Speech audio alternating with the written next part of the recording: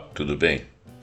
Ontem nós estávamos no último programa falando das alternativas ao capitalismo e ao marxismo. Na realidade, nós estávamos imaginando, segundo alguns autores, perseguindo as ideias de alguns autores, nós estávamos imaginando um mundo que estava evoluindo para teorias pós-capitalistas e pós-marxistas,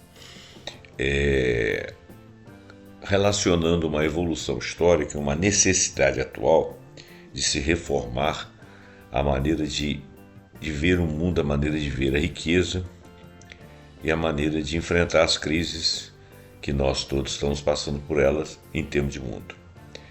Mesmo as sociedades que estão se sentindo mais prósperas lá do Oriente, elas sabem que a se perpetuar esse produtivismo, esse crescimentismo que nós temos em relação a todas as economias crescerem, algumas porque querem corporações acumular capital para bilionários e as outras classes passando ali seus perrengues, algumas mais ou menos situadas, as outras, a grossa maioria correndo atrás e perdendo qualidade de vida, vivendo crises permanentes. As sociedades que estão mais bem dispostas,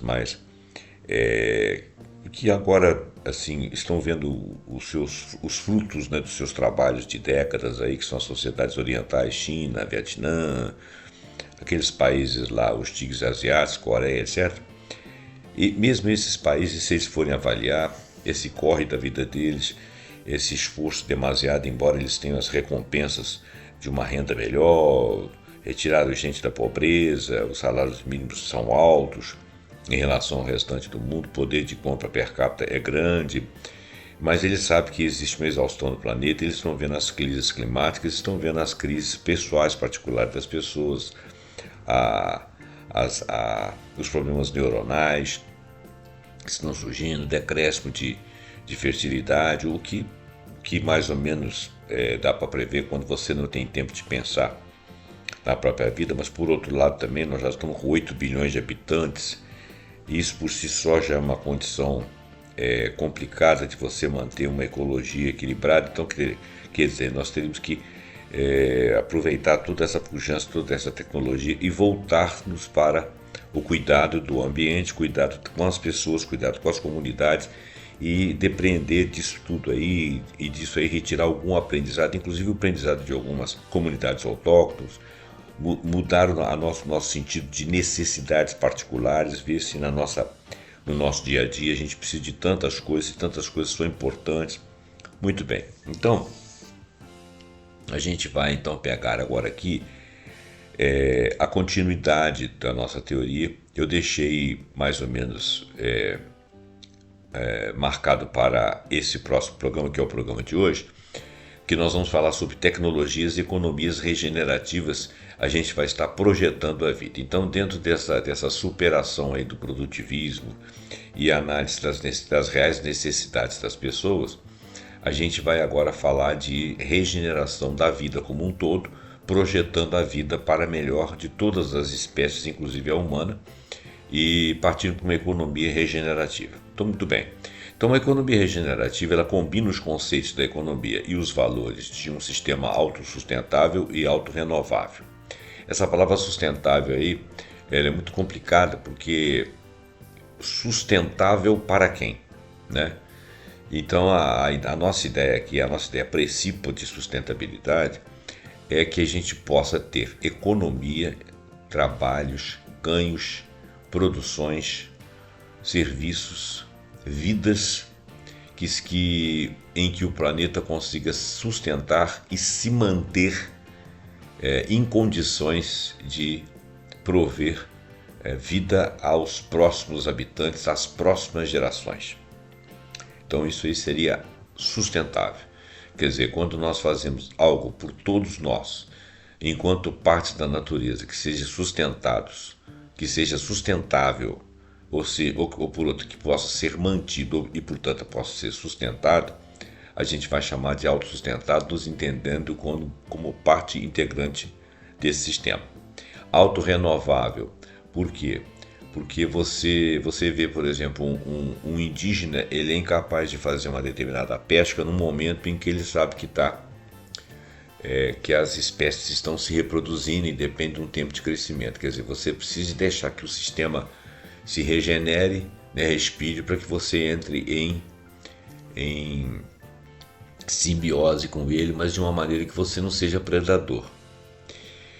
Então, a autorrenovação é exatamente os ciclos e os tempos dos sistemas biológicos, dos biomas e de nós próprios, de nos recondicionarmos para seguir a vida, seguir a vida do ecossistema como um todo. Então, essa é que é a ideia. Então, visando aumentar a resiliência desse sistema econômico, ou seja, resiliência é aquilo que verga e depois volta ao seu ponto original, quer dizer, cumprindo um ciclo. O sistema ele não é resiliente quando ele quebra, ele parte, ele fica impactado e não consegue se regenerar. Então a ideia é essa, não são palavras a esmo, são palavras com significado, não são palavras de moda, não são políticas idiotas, são realmente uma outra visão. Nós ainda não temos essa visão ao olhar a forma como vivemos.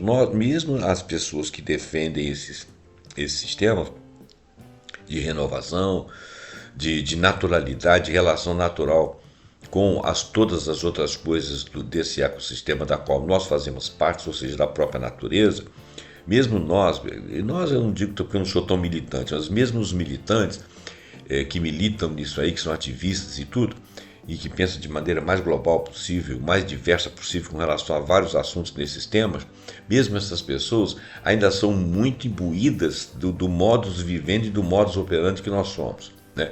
Basta dizer que se você for andar de um lugar para outro, você vai pegar uma condução, um transporte público que pode ser a gasolina, que pode ser a diesel, eventualmente pode ser elétrico, mas eventualmente. Você pode ter um carro, eventualmente ele pode ser elétrico.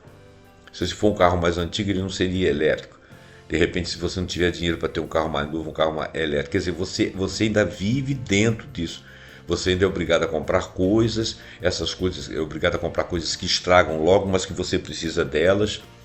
E você trabalha com mídias, com celulares, com deslocamentos, com viagens de avião, uma coisa que não tem jeito, com o tipo de avião é o querosene lá, azul, sei lá como é que é. Quer dizer, são coisas que ainda estão ligadas ao velho mundo, às velhas ideias. Então, essa transição, ela não se completa. Se ela se completar dentro do pensamento dos ativistas de algumas comunidades, ela não se completa nas atividades deles, porque nós ainda não temos um mundo assim, então é preciso de uma luta. Essa abordagem, então, representa uma mudança fundamental de um paradigma de controle de danos para uma cocriação sistêmica com a natureza.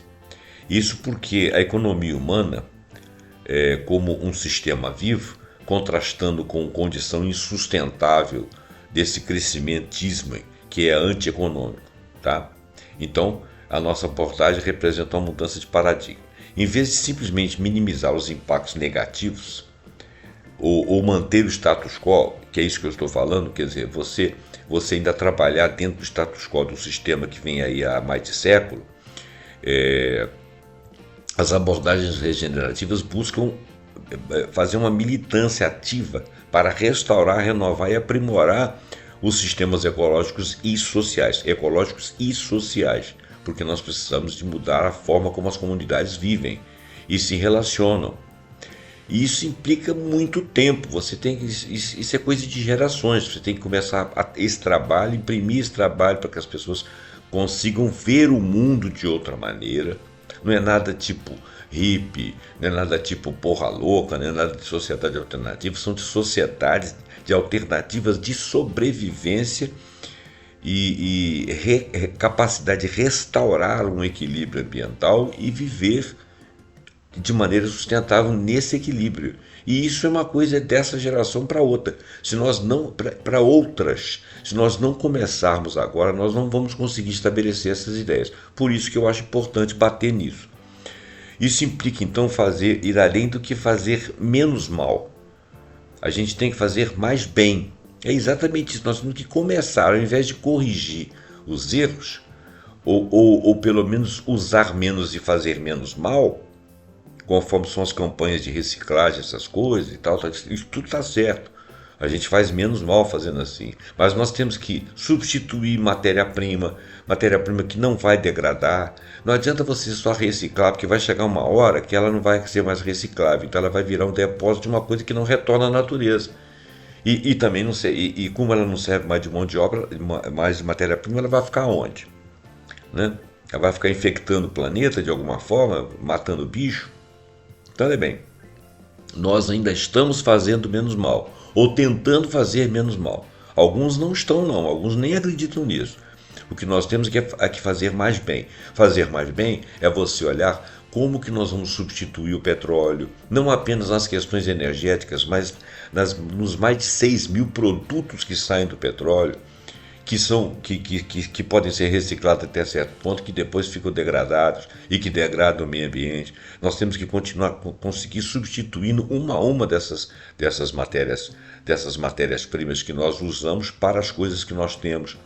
Usar menos, ter uma economia de não ter tanto consumo e não ter tanto crescimento. Mas aí como é que você vai fazer? Se você mudar o foco do consumo, você mudar o foco da riqueza, da produção para o cuidado, se você puder emitir moeda em cima de uma riqueza que você intersubjetiva, em que as pessoas acreditem ser riqueza, quem mais cuidar, quem tem mais que ver, mais recursos em dom, mais dons de recursos em terra, né?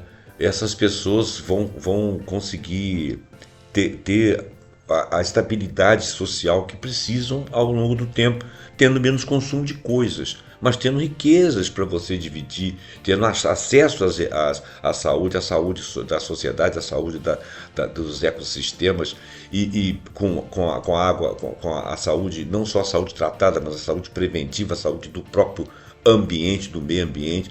Se nós conseguirmos estabelecer isso aí com consumo menor e com qualidade de vida, com salários razoáveis para você tratar, educar e se alimentar e tudo, ainda que existam patamares de pessoas mais ricas e mais pobres, mas que todas estejam envolvidas, ou as comunidades mais bem assistidas, outras menos, porque de repente o lugar onde é que você vive é mais rico, o lugar onde o outro vive é menos rico, mas essas trocas vão fazendo, equilibrando, como é hoje, um produz uma coisa, o outro compra de outro, só que não com a ideia de ficar crescendo o tempo todo. Mudar o foco do que é riqueza. Se você tem uma riqueza em metal, você pode emitir moeda. Se você achar que a riqueza é o cuidado ou outros parâmetros dentro dos aspectos da ecologia e da saúde humana, você pode emitir moeda em função daquela riqueza, se isso for intersubjetivo na sociedade.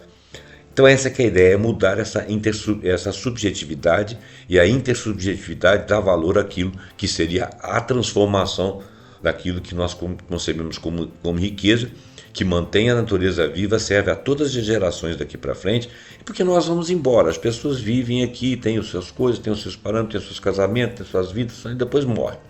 Deixa alguma coisa para os outros, o que deixa aí? Deixa o planeta, que nunca foi dele e que não vai ser dos próximos. É um lugar onde se vive. É um lugar de todos, ao mesmo tempo não é lugar de nenhum. Então ninguém pode se apropriar daquilo tudo, ficar com tudo para si, acabar e não deixar nada para ninguém. O nosso uso não pode ser um uso predatório.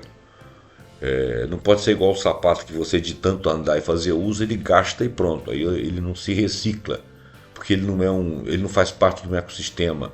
Ele é um produto acabado, um produto que vai virar um lixo. Esse lixo não tem onde se jogar, porque não existe nada que seja fora do planeta, exceto fora do planeta propriamente dito. E isso nós não vamos usar, porque ficaria até caro você mandar lixo para o espaço. Então, não tem como.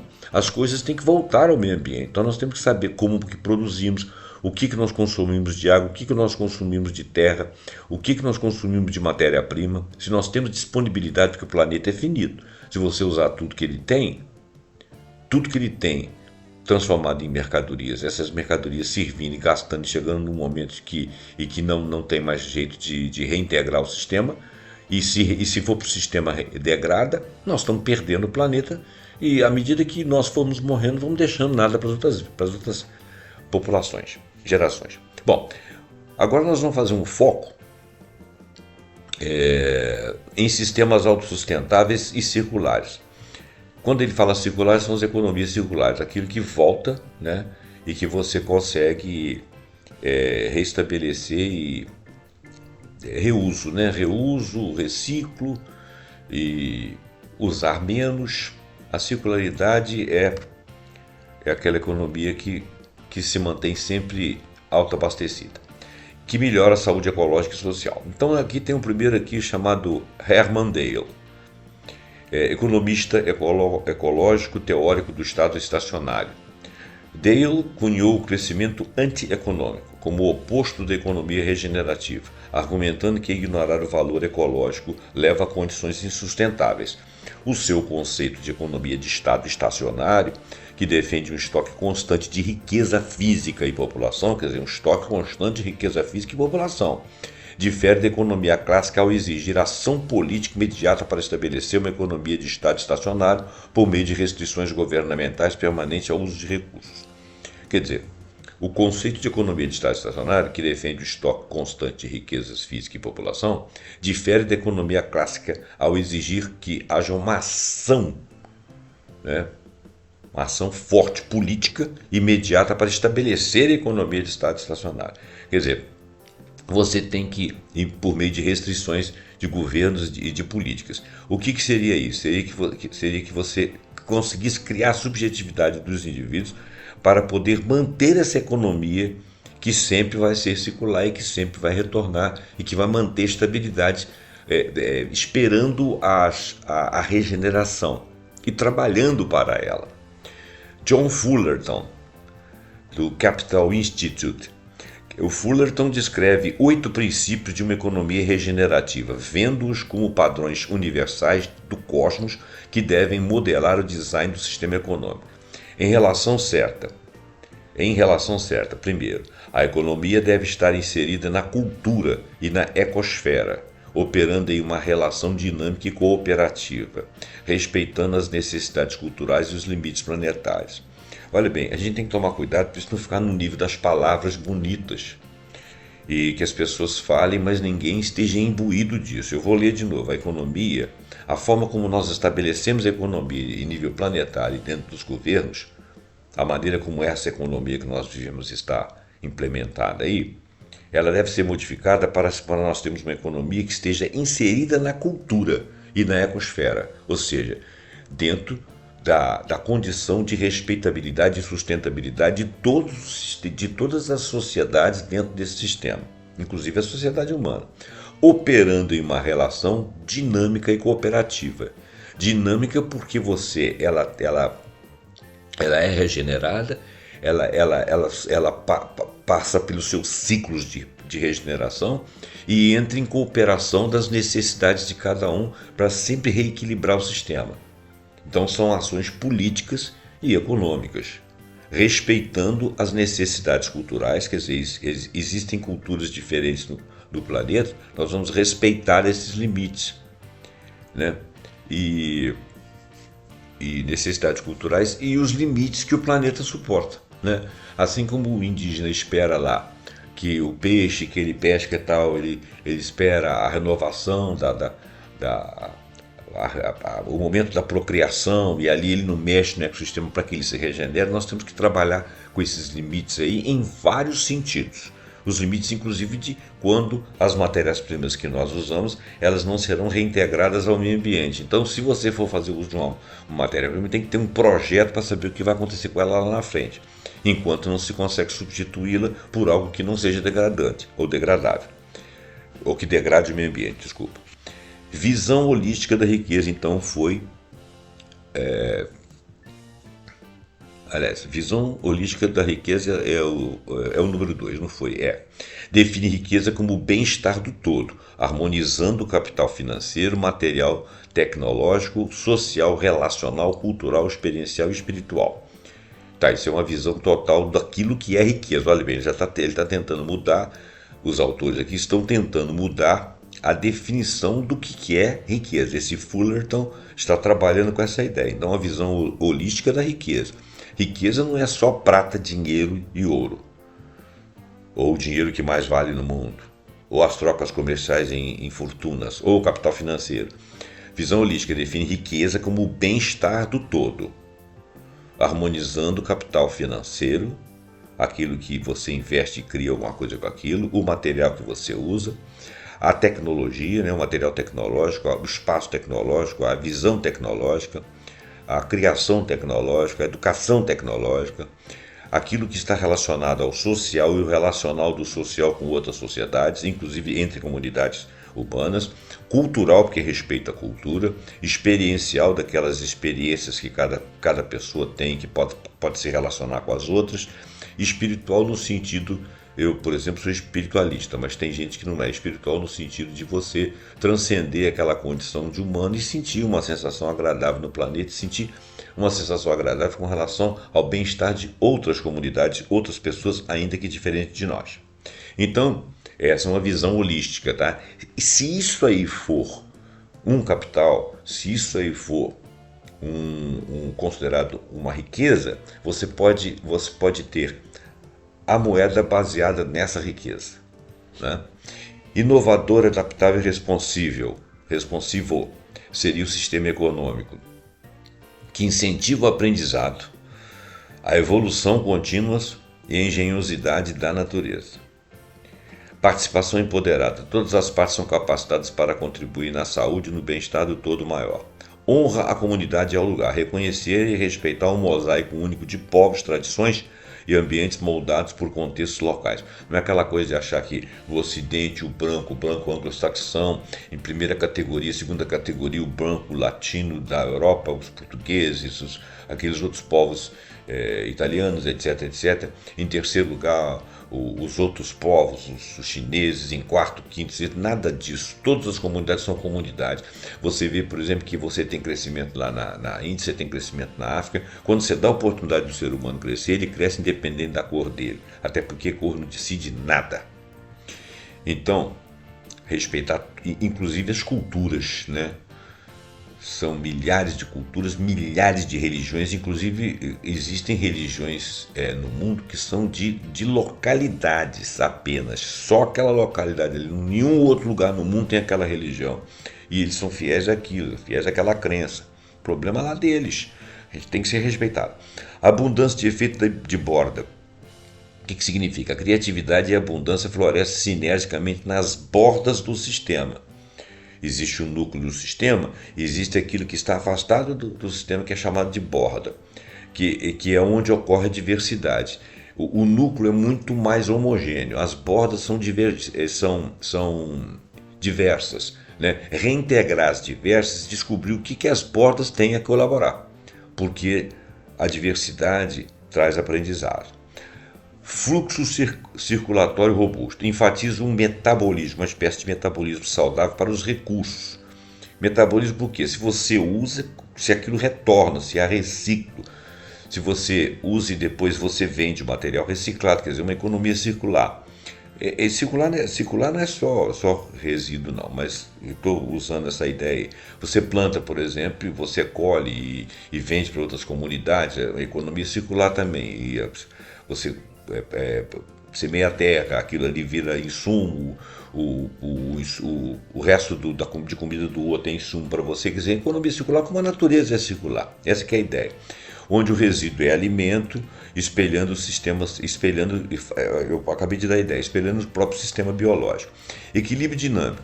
Alcançar a harmonia, equilibrando paradoxos, por exemplo, masculino e feminino, analítico, intuitivo, competição, colaboração, eficiência, resiliência para a saúde sistêmica. Ou seja, não existe nem a predominância do masculino sobre femininos, nem dos analíticos, dos mais racionais com relação àqueles que são mais intuitivos. Não existe mais competição do que colaboração, não existe mais eficiência do que resiliência, não existe mais saúde do que consertar a saúde. Saúde preventiva como saúde depois que a coisa já aconteceu. Então, quer dizer, o equilíbrio dinâmico seria você estabelecer um equilíbrio entre as duas partes. Os orientais têm aquela coisa do yin e yang, né? Você não pode estar com uma maior do que a outra.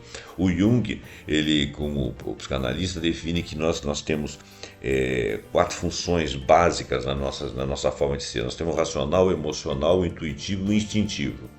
Quando o indivíduo tem uma dessas características mais aflorada, ele chama esse indivíduo de diferenciado.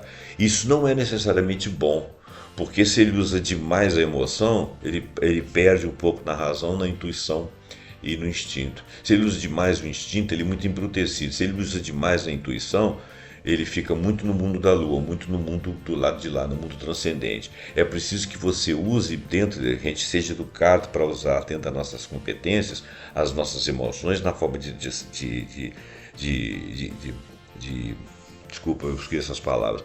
Nas nossas emoções, na forma de uma inteligência emocional, a nossa razão na forma de uma inteligência de razão para você resolver problemas com eficiência. A intuição, quando você se permite sair de um problema e pensar e refletir para você ganhar ideias para resolver problemas, e o instinto de preservação que as outras comunidades têm, que você tem que ter percepção e você também tenha. Ou seja, a gente viver em comunidade da natureza e com a natureza, a nossa natureza inclusa, resvala lá no nosso instinto. Se nós percebemos o nosso instinto, a gente começa a entender a natureza. Então o nosso instinto, ele faz parte, ele não precisa ser estupidificado, a gente não precisa ser embrutecido para viver com a parte das nossas funções como seres humanos baseados no instinto, porque o instinto ele nos dá a educação daquilo que é a natureza, que nós fazemos parte dela. Agora nós vamos passar para o Daniel Christian Wahl. O Daniel Christian Wahl, ele trabalha com princípios de design regenerativo.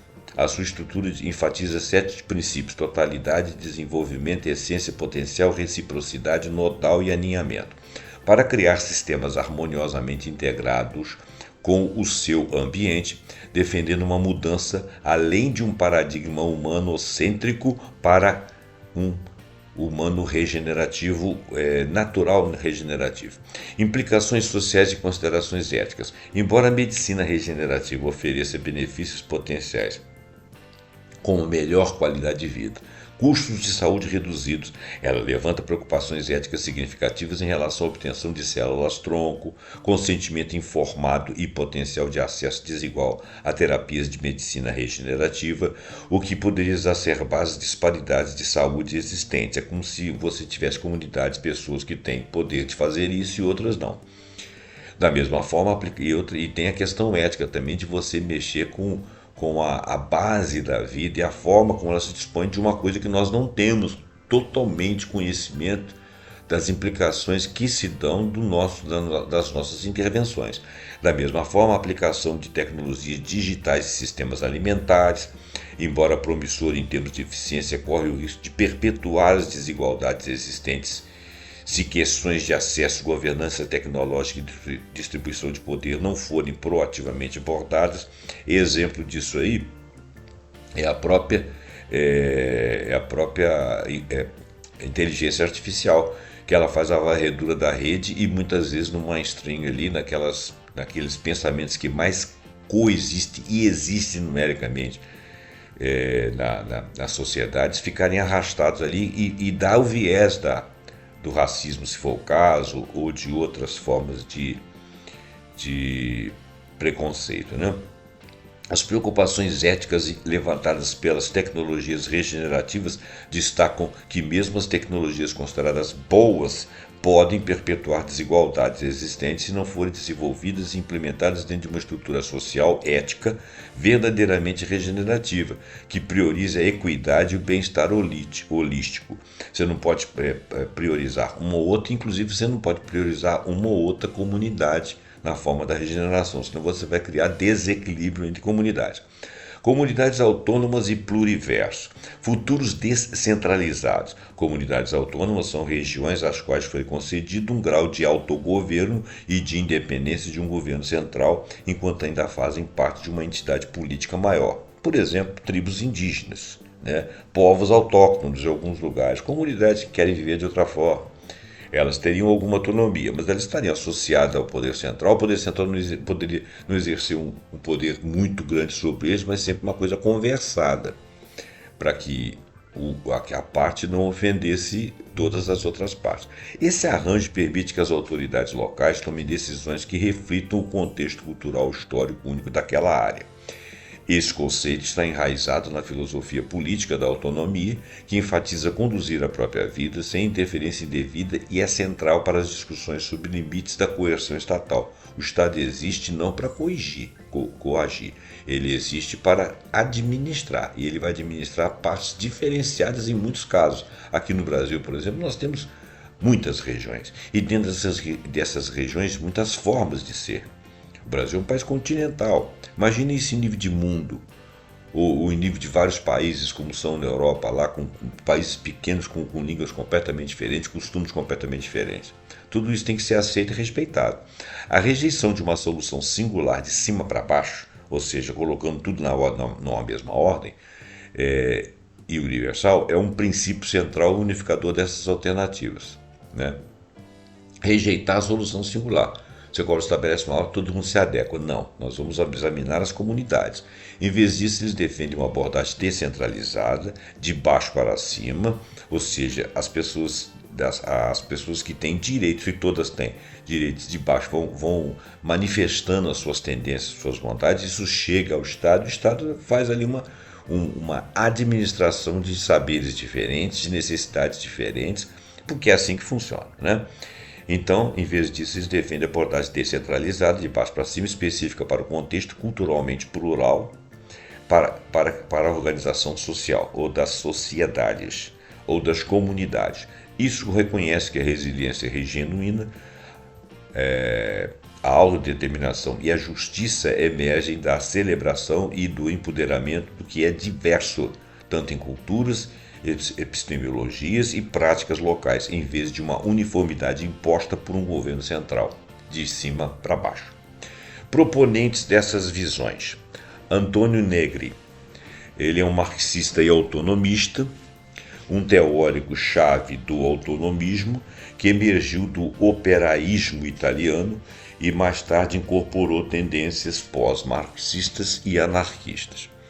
Essas tendências e nomes de movimentos às vezes nos deixam assim, meio marcados para certas coisas que alguém espera do fulano e do Beltrano, porque ele é pós isso, pós aquilo, pré isso, pré aquilo. Esses ismos atrapalham um pouco. Acho que a gente tem que aprender com aqueles que estudaram coisas, histórias e que têm teorias, mas a gente não precisa viver sob a égide delas apenas por quê? Porque são análises históricas e circunstanciais, ainda que nós falemos de muitas décadas e até de século. As sociedades humanas, a própria vida e a própria humanidade mudam. Sempre vai ser assim, vai sempre mudar. Desse tempo que nós estamos falando aqui, para daqui 30 anos, que serão nossos bisnetos aí, vai mudar muita coisa, né? E algumas dessas palavras que nós estamos falando aqui vão ficar datadas porque vão surgir outras urgências e nós vamos ter que nos adequar. Então, o momento agora é de nós quebrarmos esses paradigmas que vieram até aqui, que são destrutivos, criarmos coisas novas para serem modificadas à maneira como a sociedade for evoluindo. O autonomismo se opõe à noção de que o capitalismo é um sistema irracional que pode ser racionalizado por meio de planejamento, privilegiando, em vez disso, as atividades dos trabalhadores como alavanca da passagem revolucionária. Negri, como Michael Hart, argumentam que as construções de poder em rede são os métodos mais eficazes na organização contra o regime neoliberal de acumulação de capital. Então, a rede ela é melhor do que um sistema irracional a ser planejado. As redes vão dizer a que vieram. O planejamento ele vem em rede, ele vem da pesquisa das necessidades de todos e não de alguém que está planejando para impor alguma coisa dentro de um prazo. Apesar de que alguns países evoluíram muito com isso, mas em detrimento do direito de alguns ou até da qualidade de vida de alguns. Centros sociais autônomos anarquistas. São centros comunitários auto-organizados nos quais anti-autoritários, ou seja, aquelas pessoas que não gostam de serem autoritários, realizam atividades voluntárias, operando fora do controle estatal e do livre mercado. Isso aí, fora do controle estatal, da forma como o Estado está estabelecido, da forma como você hoje tem um livre mercado. À medida que você for modificando a forma de agir do Estado, descentralizando ele e diminuindo a noção de livre mercado que diz respeito a um contexto de economia como nós ainda vivemos na atualidade, você pode entender que esse voluntariado aí, ele já é uma coisa espontânea numa sociedade em que você não tem uma autoridade fixa central e que o Estado não seja projetado para ter essa autoridade. O Estado ele tem autoridade enquanto administrador de quê? De tendências das redes das pessoas que estão em conluio nessas redes. Né? E não num mercado que prevalece sobre todas as outras redes possíveis que possam existir. Tá? Então eles criam e praticam os comuns, entre aspas, promovendo liberdade autodirigida por meio da autossuficiência, respeitando a suficiência de cada comunidade, e abordagens experimentais não hierárquicas para a organização, ou seja, você não tem autoridades de uns em relação ao outro, ou privilégios de um em relação ao outro por alguma necessidade ou por algum contexto. Compartilhamento de poder e interação social para que você possa dar lugar ao compartilhamento de poder. Esses centros incorporam o ceticismo anarquista em relação às autoridades e aos poderes do Estado. Essa palavra anarquista, que ela não está boa, porque ninguém quer desorganizar nada. A ideia, é por isso que eu estou falando que esses ismos atrapalham muito. Ninguém quer desorganizar nada, ninguém quer viver na baderna, na balbúrdia. Ao contrário, essa é uma forma de não controle, mas que respeita as posições de muitos. Então, essa anarquia seria uma anarquia com relação ao tipo de Estado que nós temos atualmente, que é um Estado ligado aos poderosos, ao poder, seja de norte a sul, de leste a oeste, seja do oriente, seja do ocidente, que estabelece regras ou neoliberais ou regras para você ter uma economia que vá crescendo, independente da natureza das coisas, do próprio ser humano. Então, o que o ser humano quer? O que ele necessita? Isso é que vai contra essa autoridade promotora dos eventos e incrustada no Estado. Então, essa anarquia isso significa você não admitir autoridade sobre um sem número de cidadãos, exceto aquelas pessoas que têm autoridade administrativa para levar em consideração o que emerge das necessidades das sociedades.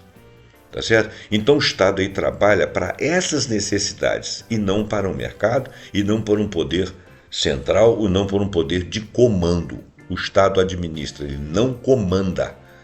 Por isso que ele está falando de anarquismo, tá ok? Então essa palavra anarquismo não serve para nada para nós. O que nós estamos querendo dizer aqui é o seguinte: parar com o autoritarismo das decisões estatais de grupos que se pensam melhores que os outros para reunir razões e definições que deem um sentido à sociedade, porque a sociedade precisa ser respeitada em todas as suas diversidades. E nós temos que chegar a isso, e não é fácil. Administrar diversidades, administrar N minorias é muito complicado.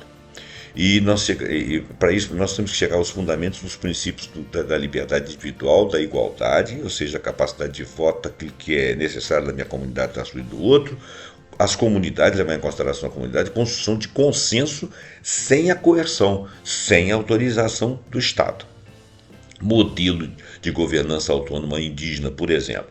Os povos indígenas praticaram suas próprias formas de governo por milênios, refletindo suas diversas crenças econômicas, sociais, geográficas, culturais e espirituais. A autodeterminação é um direito fundamentalmente indígena, reconhecido pela Declaração das Nações Unidas sobre os Direitos dos Povos Indígenas. Esses modelos priorizam terras comunais, direitos culturais, gestão de recursos, oferecendo formas especiais de autogoverno para minorias territorialmente concentradas. Esse exemplo inclui Nunavut, no Canadá. Mas existem muitos outros exemplos, nós podemos nos espelhar a eles, não viver como os indígenas vivem dentro de uma taba, com pintura, nada disso, isso é a cultura deles. Viver como os indígenas, próximos da terra, de acordo com as nossas necessidades, de acordo com a nossa comunidade, nas trocas que nós fazemos, dentro das disposições geográficas que temos, dentro das economias que percebemos e queremos praticar, e dentro das práticas sociais que praticamos, a maneira como eles fazem, do nosso jeito, do jeito das comunidades de outras naturezas e de outras etnias. Michael Albert propôs a economia participativa, uma forma de socialismo democrático que envolve propriedade social, autogestão de trabalhadores, planejamento participativo, sistema de remuneração baseado na contribuição. Isso aí já seria muito próximo do socialismo, né? O conceito do pluriverso enfatiza uma multiplicidade de visões de mundo e práticas, desafiando diretamente as narrativas universalizantes de desenvolvimento. O Ashiki Kotari, Ariel Salé, Arturo Escobar, Frederico de Maria e Alberto Acosta, que são editores do Pluriverso, o dicionário do pós-desenvolvimento. Esse dicionário contém mais de 100 ensaios sobre iniciativas transformadoras e alternativas aos processos atualmente dominantes do desenvolvimento globalizado, criticando as raízes na modernidade, capitalismo, dominação estatal e valores masculinos. Ele apresenta visões de mundo e práticas radicalmente diferentes de todo o mundo que apontam para um mundo ecologicamente sábio e socialmente justo, inspirando-se em movimentos indígenas, pastoris, urbanos, ambientais, feministas e espirituais. O Arturo Escobar, contribuinte-chave para a teoria pós-desenvolvimento e o conceito do pluriverso, defende uma mudança dos modelos de desenvolvimento ocidentais. Então, a seguir uma tabela detalhada dos autores, as suas contribuições específicas para atividades alternativas a serem discutidas. O Jason Hickel, parece que é Hickel que fala. Afiliação e campo principal. Ele é antropólogo e econômico, ativista. Conceito-chave de sua contribuição: decrescimento planejado, crítica ao crescimento infinito do capitalismo, MMT para a transição. Obras notáveis. São obras todas em inglês, eu vou falar aqui apenas aquilo que são a afiliação deles e os seus conceitos. O Giorgio Calles, ele é economista ecológico, ele tem a crítica à ideologia do crescimento menos e diferente, limites como demanda social. O Sérgio Latouche, economista e filósofo, ele fala de decrescimento como palavra-chave para a alternativa pós-desenvolvimento e crítica à tirania do crescimento obrigatório. Tim Jackson, economista, redefinição do que é prosperidade, além do material, economia pós-crescimento, crítica à desvinculação. E ele quer dizer aqui agora que o que é riqueza, né? A Kate Hayworth, economista, economia da rosquinha, o Dugnit Economist, que é o desenvolvimento dentro de limites ecológicos e sociais. Tem uma explicação específica que não faz muita diferença. O desenvolvimento que ela prega é dentro dos limites ecológicos e sociais, entre a escassez e uma abundância predatória, que vai levar a outra escassez.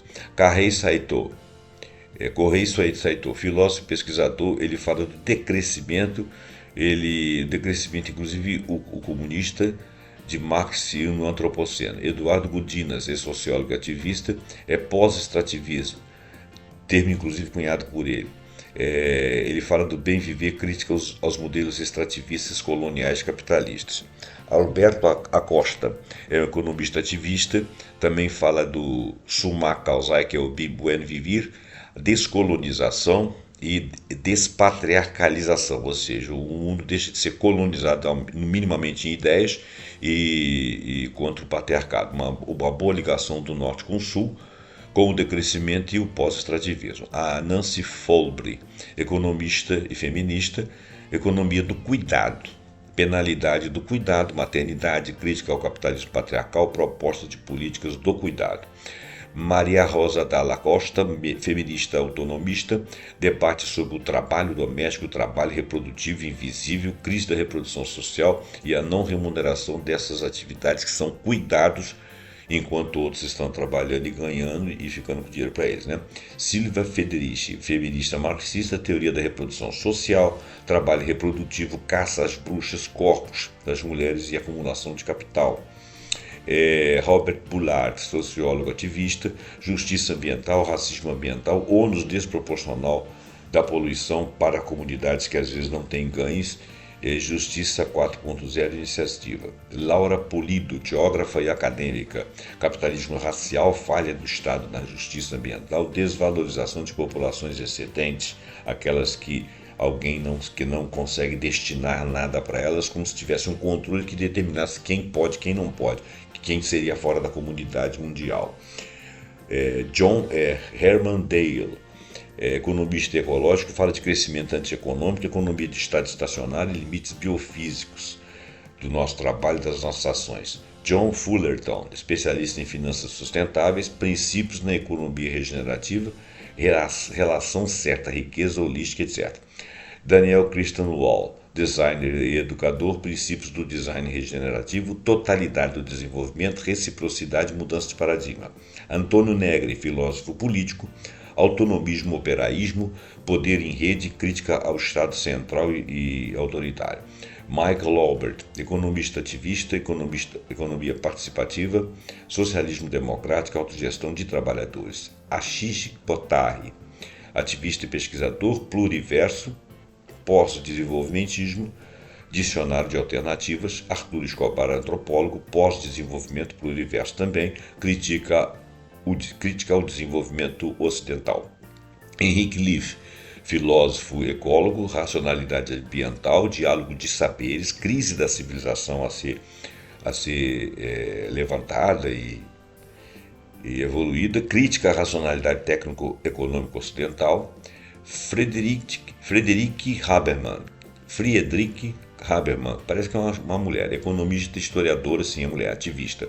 Teoria interseccional da hegemonia, desmantelamento do mercado commoning, ou seja, você transformar tudo em comércio, né? Mercadoria, tudo é mercadoria, commodity.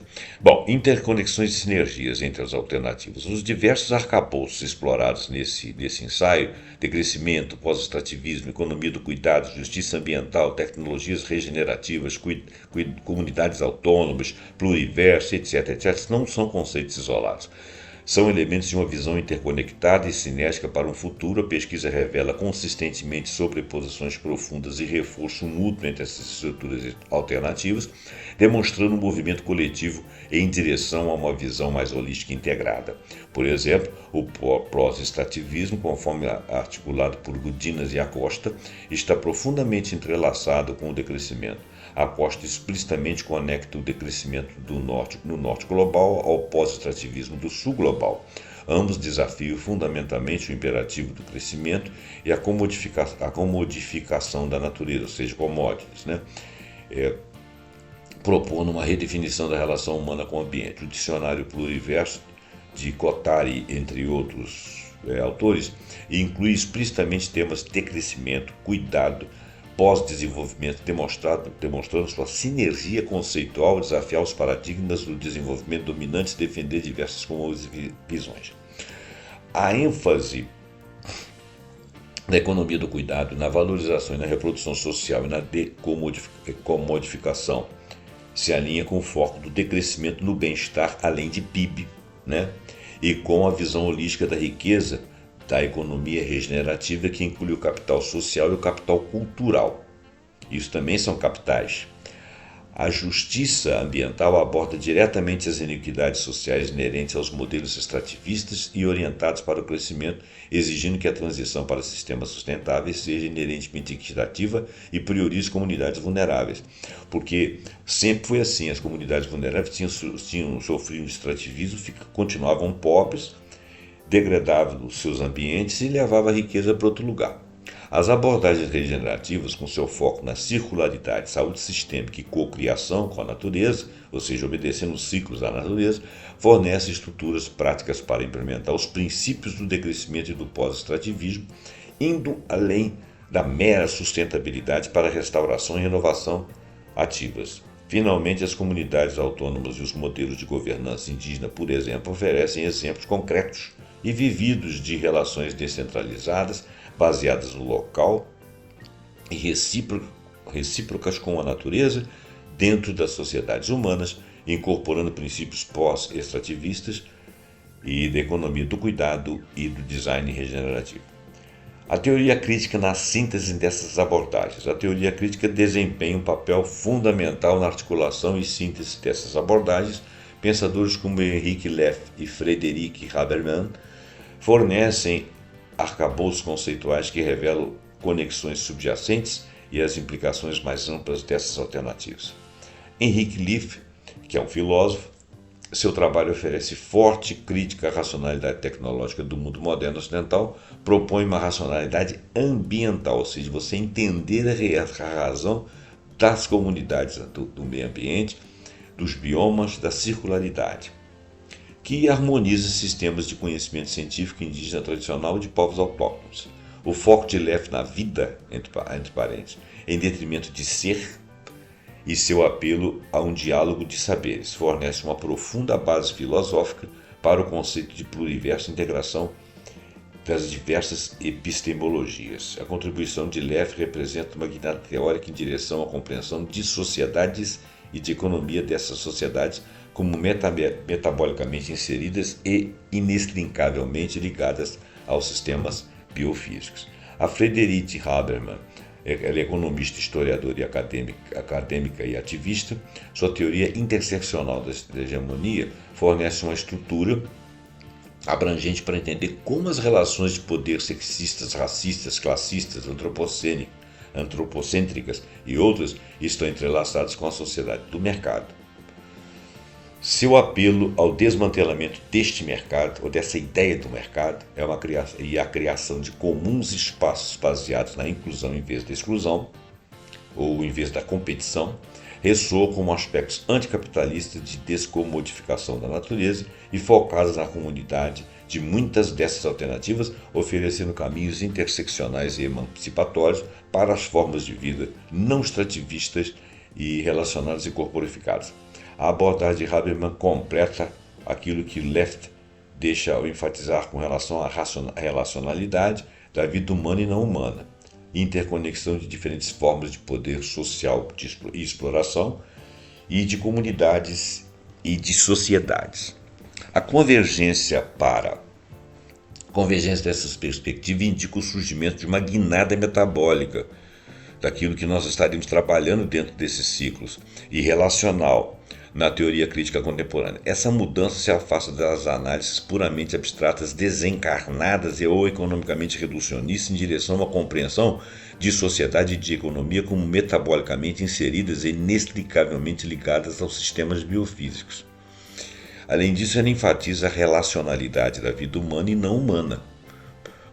Nós próprios somos ecossistemas e convivemos com outros ecossistemas limítrofes. E a interconexão que vão existir entre diferentes formas de poder social e exploração.